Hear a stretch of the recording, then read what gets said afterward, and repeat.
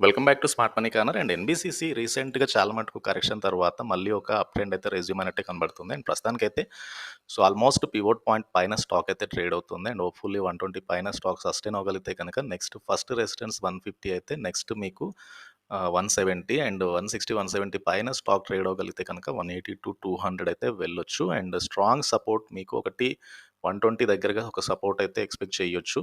And 100 పైన still stock survive అయ్యగలిగితే కనుక డెఫినెట్‌గా ఎన్‌బీసీసీలో లాంగ్ టర్మ్‌లో చాలా మటుకు బులిష్ ప్రైస్ అయితే ఎక్స్‌పెక్ట్ చేయొచ్చు. అండ్ ప్రస్తుతానికి ఈవెన్ ఇక్కడ నుంచి కూడా స్టాక్‌లో ఒక మంచి ర్యాలీ అయితే చూడొచ్చు. మీకు సిగ్నిఫికెంట్‌గా ఆర్ఎస్ఐ కూడా మీకు ఆర్ఎస్ఐ ఓవర్‌బాట్ జోన్ నుంచి మీకు ఒక కరెక్షన్ కనబడుతుంది. అండ్ 50 పైన మళ్ళీ ఒక అప్ ట్రెండ్ రెజ్యూమ్ అయింది కాబట్టి పాసిబుల్లీ ఎన్‌బీసీసీ ఒకటి గుడ్ బై అని నేను అనుకుంటున్నాను. అండ్ ఎన్‌బీసీసీ తర్వాత ఎన్‌హెచ్‌పీసీ సిమిలర్ ప్రైస్ ప్యాటర్న్ ఎన్‌హెచ్‌పీసీలో అండ్ లైక్ మీకు ఎక్కడైతే మీకు ప్రస్తుతానికైతే 78 దగ్గరగా స్టాక్ అయితే కనబడుతుంది. అండ్ 88 పైన స్టాక్ సస్టైన్ అవ్వగలిగితే కనుక మీకు రీసెంట్ ఏదైతే లో ఉందో 88 కాబట్టి 88 పైన స్టాక్ సస్టైన్ అవ్వగలిగితే కనుక నేను అనుకుంటున్నాను ఫస్ట్ రెసిస్టెన్స్ 100 అండ్ అటుపైన 110 అండ్ అటుపైన 130 అయితే వెళ్ళే ఛాన్స్ ఉంది. But keep a stick to stop loss. And already strong bullish ర్యాలీలో ఉన్న స్టాక్స్ కాబట్టి ఇది కూడా సిమిలర్గా మీకు ఆర్ఎస్ఐ ఓవర్బాట్ జోన్ నుంచి మీకు ఒక కరెక్షన్ కనిపించింది. అండ్ కరెక్షన్ నుంచి మళ్ళీ ఒక అప్ ట్రెండ్ అయితే రెజ్యూమ్ అయినట్టే కనబడుతుంది. అండ్ పాసిబుల్లీ స్టాక్లో ఇక్కడ నుంచి ఒక ర్యాలీ వస్తే కనుక మంచి ప్రైస్ అప్రిషియేషన్ ఎన్హెచ్పిసి నుంచి అయితే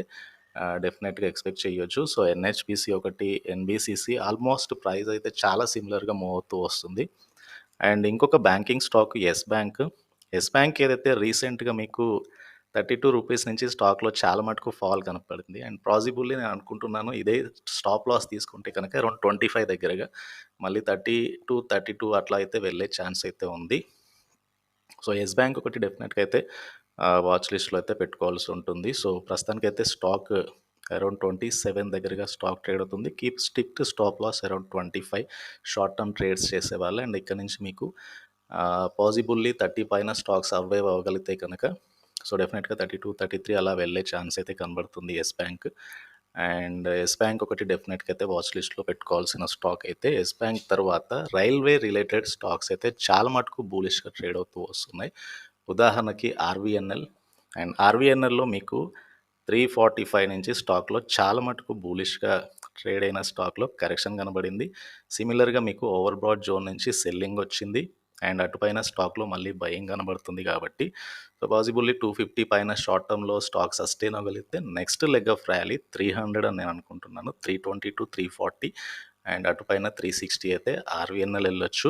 అండ్ రైల్వే స్టాక్స్ అన్నిటికీ కూడా కొత్త ఆర్డర్ ఇన్ఫ్లో అయితే వస్తుంది.